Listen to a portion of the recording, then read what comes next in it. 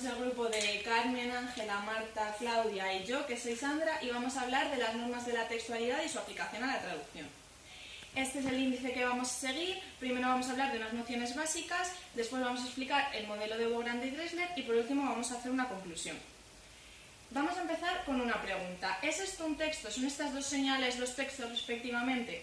Bueno, pues a partir de las nociones que vamos a aprender en esta exposición lo descubriremos.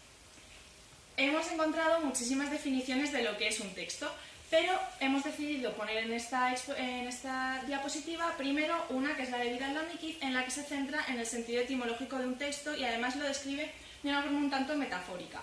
Esta segunda definición es la que nosotras, a partir de contrastar un montón de otras definiciones de lingüistas, hemos creado. Consideramos que un texto es un conjunto de palabras relacionadas entre sí que transmiten una o más ideas en un contexto determinado y que son ideas con sentido. También hemos añadido la definición que hacen Bogrand y Dressler, ya que son los autores de los que vamos a hablar prácticamente durante todo el trabajo. Estos entienden que un texto es un acontecimiento comunicativo que cumple 7 normas de textualidad. ¿Pero qué es la textualidad? Pues la textualidad son aquellas propiedades que distinguen un texto de aquello que no lo es. El modelo de Bogrand y Dressler nace a partir de las teorías de Searle, en la que se distinguen una serie de principios regulativos y principios constitutivos. Los principios regulativos son 3. El de eficiencia, que se refiere a que los interlocutores consigan los mejores resultados con el menor esfuerzo.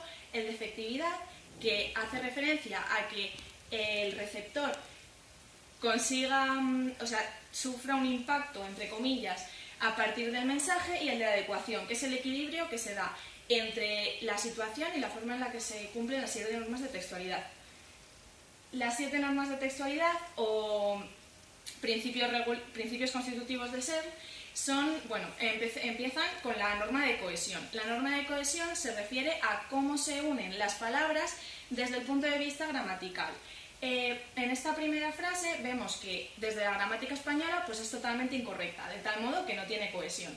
Mientras que en el segundo ejemplo vemos que la frase en español está cohesionada, aunque sufre unos cambios de orden un tanto extraños, pero en inglés vemos que no podemos traducir literalmente estos cambios de orden, ya que sería ir agramatical, mientras que la segunda frase sería la frase correcta. Hay una serie de mecanismos que permiten que se establezca la cohesión tanto en un texto como en una frase. El primero de ellos es la repetición, que es una repetición literal, como en ese poema, y que generalmente se utiliza con fines estilísticos. En el segundo lugar tenemos la repetición parcial, que lo que hace es utilizar la misma raíz pero con diferentes categorías gramaticales. El paralelismo es otro mecanismo que lo que trata de hacer es, con la misma estructura gramatical, expresar diferentes informaciones. Y la paráfrasis, por su parte, expresa lo mismo, pero con otras palabras. El uso de formas pronominales, la anáfora y la catáfora, son mecanismos que para lo que sirven es para no repetir. Y la elisión o elipsis también sirve para no repetir, pero no se sustituye por ningún tipo de forma pronominal, sino que simplemente se omite un elemento. La segunda norma es la norma de la coherencia, que se refiere a cómo se unen las ideas dentro de un texto. Aquí hemos añadido este ejemplo, que es muy conocido, sobre cómo el presidente del gobierno dijo esta frase. Es una frase que vemos al leerla que no tiene coherencia, ya que no podemos captar qué idea pretende expresar.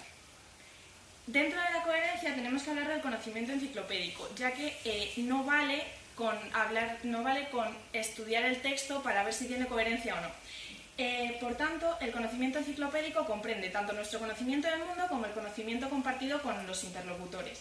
Vemos que este ejemplo, si se lo decimos a una persona que no estudia traducción o que no tiene ninguna relación con el mundo de la traducción, seguramente no lo entendería, mientras que en nuestra clase sería algo tan normal y tan común.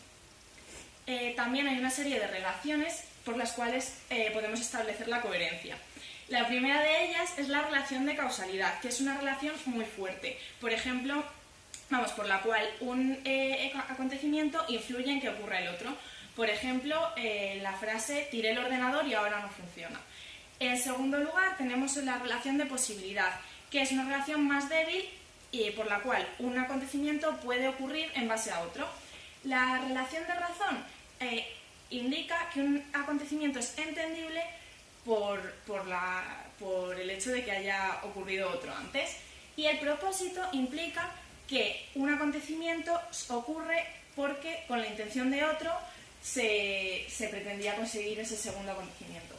La relación de proximidad temporal ocurre cuando dos acontecimientos están unidos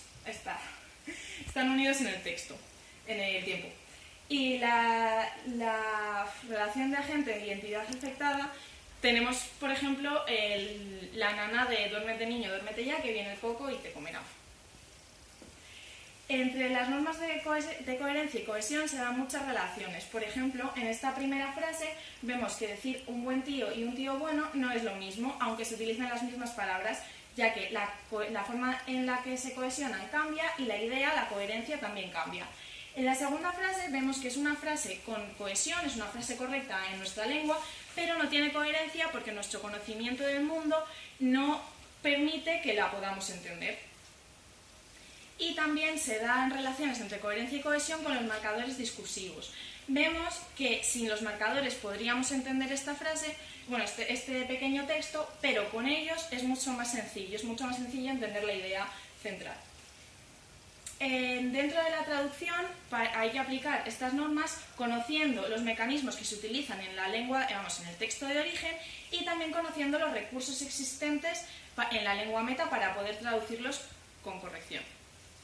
La intencionalidad es la tercera norma y se refiere a la actitud del emisor, es decir, la intención o lo que pretende transmitir con ese texto. Si no hay una intención detrás de la producción de un texto, las ideas no pueden ser coherentes. Aquí en este vídeo podríamos ver cómo este político, intentando ocultar que existe una crisis económica, utiliza diversos sinónimos o diversas expresiones que se le parecen pero que no son lo mismo.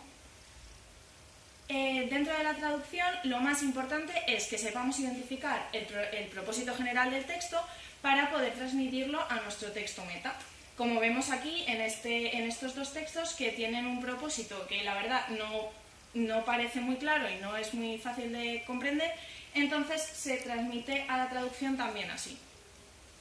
La aceptabilidad es la cuarta norma y hace referencia a la intención del a la actitud del receptor, y que normalmente es una actitud de tolerancia hacia errores gramaticales. Por ejemplo, aquí vemos una oración que sufre dadaísmo, pero que generalmente cuando nos dicen no criticaríamos o no corregiríamos, sino que simplemente la dejaríamos pasar. En la traducción, la aceptabilidad tiene cierta importancia, ya que en idiomas como el inglés vemos que en algunos textos se cometen errores ortográficos y gramaticales conscientemente. Entonces, en el texto meta habrá que reproducir esto de alguna manera. O bueno, también puede obviarse, pero generalmente está más aceptado traducirlo, como hemos hecho aquí en esta pequeña frase.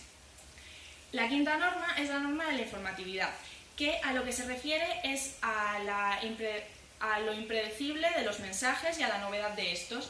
Hay diversos niveles, como podemos hablar de un nivel muy bajo, como sería el de la señal de stop, la cual no nos transmite información novedosa, ya que la hemos visto muchas veces y la conocemos. En contraposición, un nivel de informatividad alto, que por ejemplo podríamos hablar que tiene un texto científico, sobre todo si trata de una teoría que es novedosa y para una persona que no la va a entender mucho. Y dentro de la informatividad nos gustaría también hablar de la progresión textual, que es la forma en la que se va añadiendo información nueva en un texto. Hay dos conceptos clave, que son el tema, que es la información conocida, y el rema, que es la información nueva. El rema puede resaltarse mediante ejemplos, el tono de voz, gestos, etc. En la traducción, la importancia que tiene la informatividad es la de respetar la información que transmite el texto origen, pero en algunos casos, además de respetarla, hay que aportar otra información, ya que el lector meta puede no comprender ciertos aspectos culturales o aspectos geográficos, como en el ejemplo. Ya vamos por la sexta norma, que es la de la situacionalidad, e implica que, dependiendo del contexto, un texto tiene que tener unas características u otras. Por ejemplo, vemos que dentro de una consulta médica no podemos hablar de recetas de cocina. Dentro de la traducción, bueno, es muy importante porque se traducen culturas, no solo se traducen palabras. Entonces el traductor tiene que ser bicultural. Aquí, por ejemplo, vemos en esta metáfora que she's a cat en inglés tiene el sentido de una persona rencorosa, mientras que en alemán no podría traducirse la palabra gato tal cual, sino que se tiene que traducir por su equivalente, que es cabra vieja y que tiene las mismas connotaciones.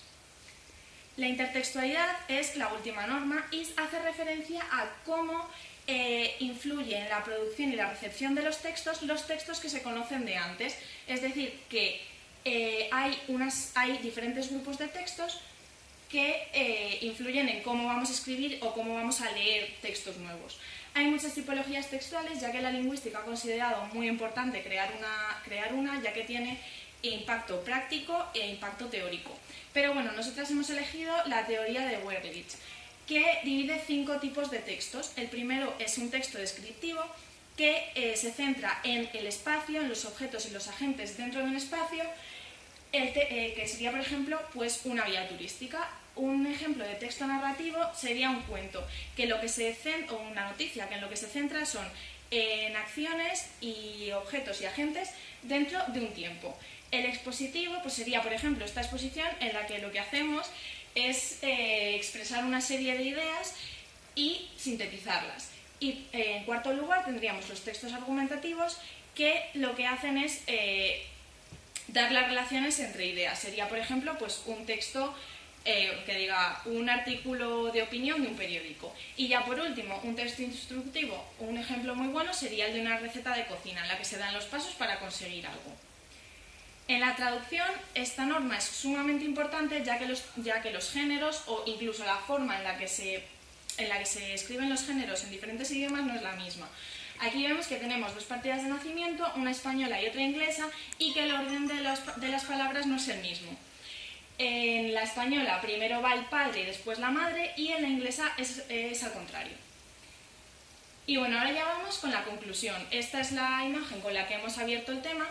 Y vemos que, hemos preguntado que si era un texto. Bueno, pues considerando las 7 normas de textualidad y las definiciones que hemos dado de texto, vemos que sí que lo es, ya que aunque tiene poca cohesión porque realmente no tiene muchos elementos, sí que transmite muchísima información, ya que bueno, pues da una información muy concreta sobre 2 localidades, hacia dónde se encuentran y los kilómetros que faltan para ellas. El receptor, ya que conoce la forma que tienen las señales, pues a partir de la intertextualidad puede comprender la coherencia y la intencionalidad de este texto. Y ya por último, pues vemos que por la situación en la que se encuentra es mejor que sea mucho más corto y poco cohesionado, ya que es un momento en el que los conductores no tienen mucho tiempo para leer. Y ya estaría nuestro trabajo.